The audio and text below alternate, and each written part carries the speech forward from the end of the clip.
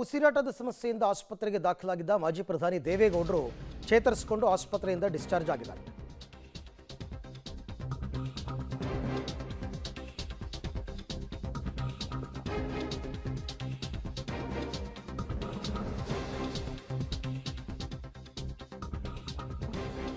ಸುಸ್ತು ಮತ್ತು ಉಸಿರಾಟ ಸಮಸ್ಯೆಯಿಂದ ಮಣಿಪಾಲ್ ಆಸ್ಪತ್ರೆಗೆ ದಾಖಲಾಗಿದ್ದರು ಮಾಜಿ ಪ್ರಧಾನಿಗಳು. ಆಸ್ಪತ್ರೆಯಿಂದ ಈಗ ದೇವೇಗೌಡರು ಡಿಸ್ಚಾರ್ಜ್ ಆಗಿದ್ದಾರೆ, ಚೇತರಿಸಿಕೊಂಡಿದ್ದಾರೆ. ಇವಾಗ ಆರೋಗ್ಯದಲ್ಲಿ ಚೇತರಿಕೆ ಹಿನ್ನೆಲೆಯಲ್ಲಿ ವೈದ್ಯರು ಆಸ್ಪತ್ರೆಯಿಂದ ಅವರನ್ನ ಡಿಸ್ಚಾರ್ಜ್ ಮಾಡಿದ್ದಾರೆ. ಪದ್ಮನಾಭನಗರದ ಮನೆಗೆ ದೇವೇಗೌಡರು ಈಗ ವಾಪಸ್ ಆಗಿದ್ದಾರೆ.